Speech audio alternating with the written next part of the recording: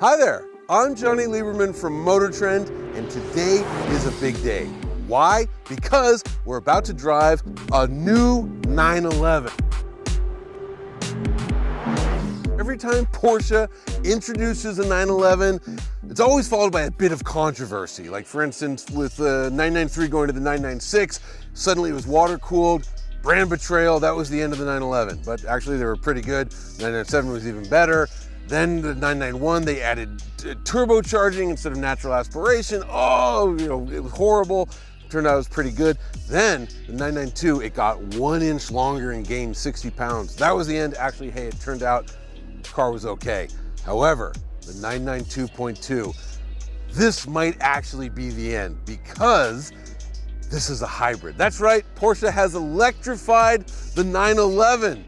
Is it any good? Well, we're gonna find out, but before we do, we're actually gonna jump into the base car, the Carrera, and that still has a 3-liter twin turbo, flat 6, no hybridization, makes 388 horsepower. It's up about 9 horsepower from the previous one. We'll see how that drives. Then we're gonna get into a hardtop version of this, the GTS, which again has a hybrid system. It has a new 3.6-liter single electric turbo motor with a 1.9 kilowatt hour battery and makes 532 combined system horsepower. Is it the end? Is this sacrilege? Should you burn your Porsche shirts? Let's find out. 911 Carrera, rear drive, PDK only, no manual. Yeah, I mean, it's a 911. It's pretty carryover like we talked about. Basically for the Carrera, what they did was they added a lot more standard features, so you can sort of think of it as a Carrera GTS if you want to, just because a lot of stuff that was optional before is now standard, although the price has gone way up. It's a very balanced car. I mean, for where I'm sitting, it's pretty good. It's 388 horsepower. In 2024, that's not a ton of horsepower, but it's by no means bad. And yeah, I mean, it's a 911. Like, yes, a GT3 is going to be better on a track. What on the market compares to a 911? And Porsche's kind of got this whole sports car thing figured out and cornered. Is it drastically different than the 992.1? No, no, not at all. Still sounds pretty good for a twin turbo 3-liter pancake 6, flat 6. Can't wait to see the difference between the hybrid and this one.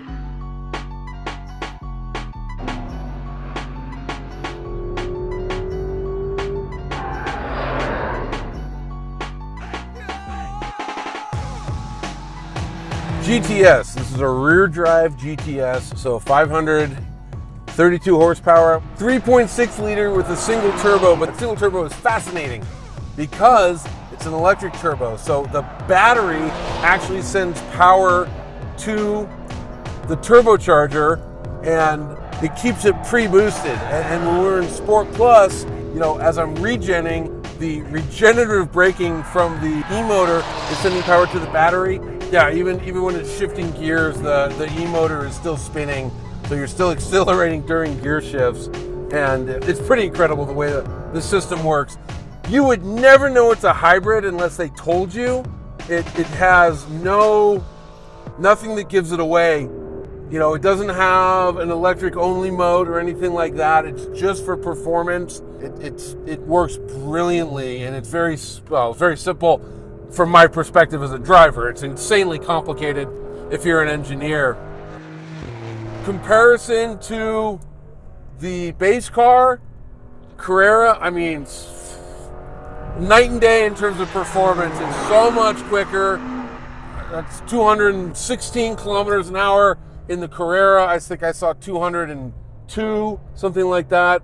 And again, I'm talking, not going flat out. So yeah, just a much quicker vehicle. 0 to 60 is going to actually be under 3 seconds. And again, the rear drive and steering is sharper because it has better tires. The braking is incredible. what a great car. I'm trying to think of things I don't like. Like, you know, we drove the all-wheel drive one a little bit, and the steering's not nearly as nice as the two-wheel drive. But you know what? That's been true for a long time. The power is great. The power delivery is great. Yeah, boy. All right, sacrilegious. Have they ruined the 911? No, it's fantastic.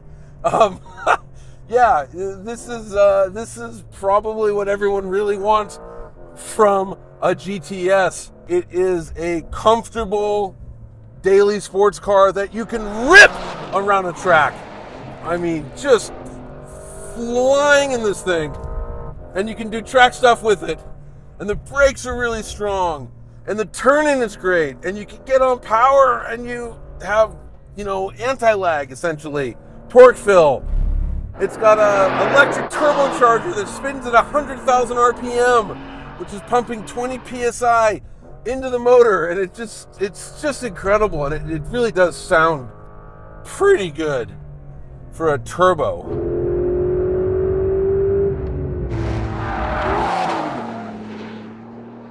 Final thoughts. There's really no downside. You might say, well, it's a little bit more weight, but if you're on an internet forum, there's all the downsides in the world.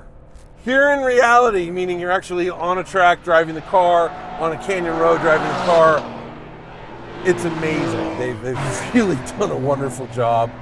You know, Angus Mackenzie, his ultimate praise for a car is, I would have one. And not to sound just like Angus, but I'd have one. Yeah, I would have a Carrera GTS.